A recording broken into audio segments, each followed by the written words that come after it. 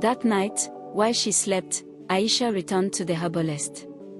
Jealous of the girl's growing fame, she bought a potion of madness. That very night, she poured it on Relia's head. Whispered forbidden words. In the quiet town of Zangoma, where ancient baobab trees stood like wise elders and the evening breeze carried whispers of the ancestors, lived a woman whose name was carved into the soul of the community, Zainab. She was beauty personified, tall, graceful, with velvety dark skin. But more than her looks, it was her spirit that enchanted Zangoma.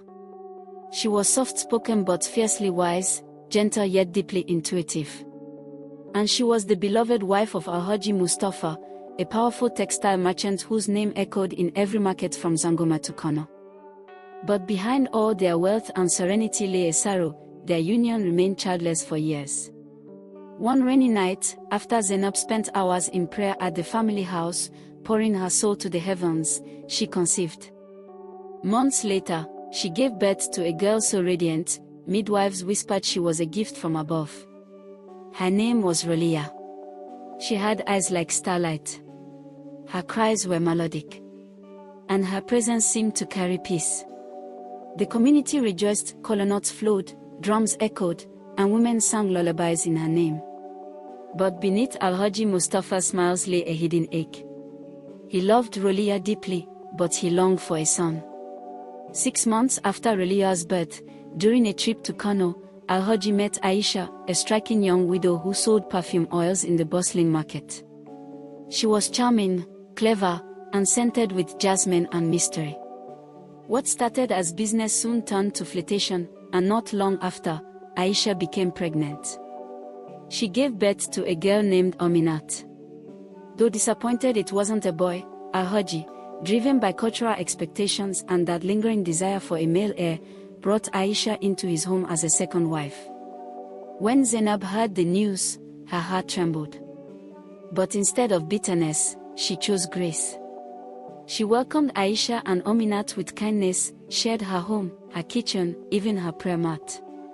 To outsiders, the family appeared to be a shining example of peaceful polygamy. But inside Aisha's heart, envy was quietly growing like a poisonous vine. She noticed how Alhaji still looked at Zainab with admiration. How the servants still called Zainab first madam. How Relia, even as a child, carried the light of favor. Aisha's smile concealed a storm. 1 year later, Zainab began to fall ill. It started with fatigue, then vomiting, then nights filled with pain. Her glow faded. Her laughter disappeared. Within a week, Zainab, Zangoma's moonflower, was gone. Her death was sudden, her burial swift. The town mourned. Elders shook their heads. No one suspected foul play. No one, except the wind. And perhaps, God.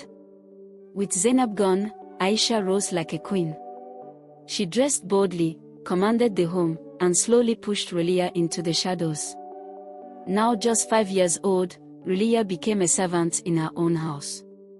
She woke before dawn, fetched water, swept floors, cooked meals, and faced brutal punishments for the smallest mistakes.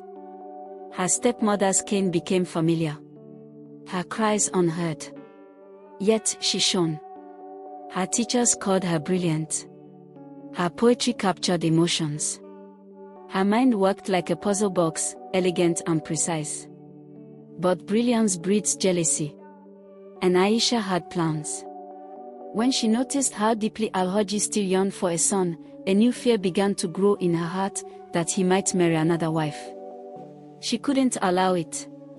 She needed to give him a boy. Not long after, Aisha announced she was pregnant again. This time, she swore with confidence. Alhaji, it is a boy. The heir you've waited for. Alhaji beamed with pride. But behind closed doors, Aisha had visited a herbalist deep in the forest. She begged him for help to give her husband a son. The old man looked at her and said, Alhaji Mustafa carries no seed for sons. His destiny is with daughters. Aisha panicked. But the herbalist offered a solution, though a dark one. 9 months later, a baby boy was born. They named him Ahmed. Al-Haji, through a lavish naming ceremony, showered Aisha with praise and called her the mother of the heir. But over time, people began to whisper. Ahmed looked like neither parent.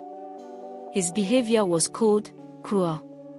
He hurt animals, bullied others, and seemed born without remorse. Still, Al-Haji remained blind, convinced the boy was his legacy. Raliya, now a teenager, remained under Aisha's oppression. Aminat and Ahmed wore silk. Raliya wore rags. Yet she kept shining, becoming best student in the region at 16. That night, while she slept, Aisha returned to the herbalist. Jealous of the girl's growing fame, she bought a potion of madness. That very night, she poured it on Raliya's head. Whispered forbidden words. By morning, the girl who once painted poems with her pen was now laughing at the moon, tearing her clothes, screaming at the sky. She had lost her mind. The town wept. But to Al-Haji, it was like nothing happened. Elders blamed curses. But only Aisha smiled behind closed doors. Her plan had worked. Years passed. Raliya roamed the streets like a ghost of herself. Hair matted. Feet cracked. Clothes torn. But never harmful, just lost. Some called her the town's mad angel. Traders gave her leftovers. Children sang songs about her madness. But many still remembered the light she once carried. Then, one fateful night, 3 armed robbers on the run, while being chased by the vigilante, hid in an abandoned house. Raliya was inside. One of them, drunk and lustful, tried to defile her. But something invisible struck him hard. He tried again. And again, he was flung across the room. Furious, he smashed a bottle on her head, and they all ran out of the building. As the alcohol soaked her scalp, a scream tore from her lips. And then, silence. Her eyes cleared.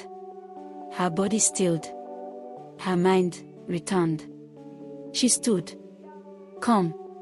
Oh. Sane. The curse had broken.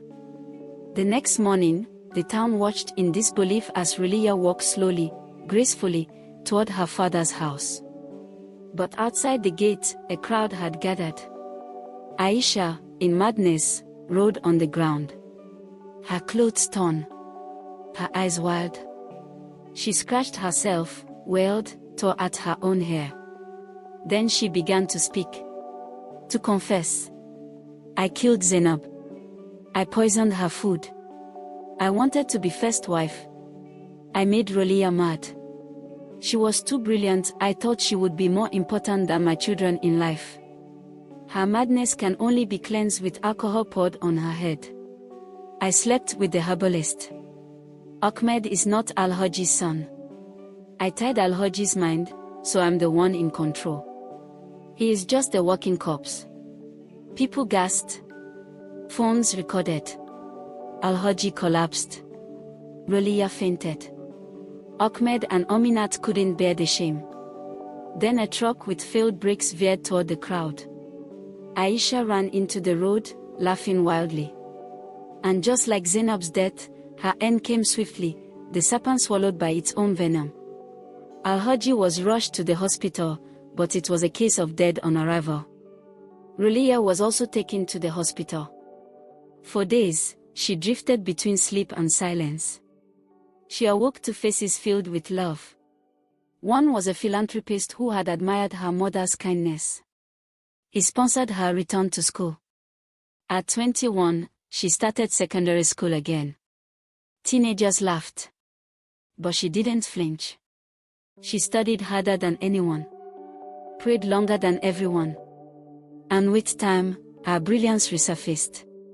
While Raliya's light began to shine again, Ahmed and Aminat's world crumbled. After Al-Haji's death, there was nothing left. Aisha had already squandered Al-Haji's money and sold all his property, which had been used as collateral. Not long after the incident, Ahmed and Aminat were chased out of the house. Soon, They became homeless, sleeping under bridges. No one was willing to help them. They ended up in the company of bad friends. Amina turned to nightlife. Then, sex work. After some years, she tested positive. Her beauty faded. Unable to live with the shame, Amina took her own life. According to her neighbor, Ahmed, on the other hand, was killed during a robbery he was involved in. Meanwhile, Rolia finished university with distinction. She was offered a job at an oil company. Her salary stunned even her sponsors. At 32, she married a kind, God-fearing man who loved her deeply. They lived happily with their 2 children, Zain and Zoya. Rolia's story lived on. My people. Envy destroys faster than poverty. Aisha's jealousy killed not only others but herself and her children. The truth has a voice even in silence. Though Rolia was mute in madness, justice still found her. Every child is a gift. Obsession with gender cost Al-Haji everything. Don't manipulate destiny.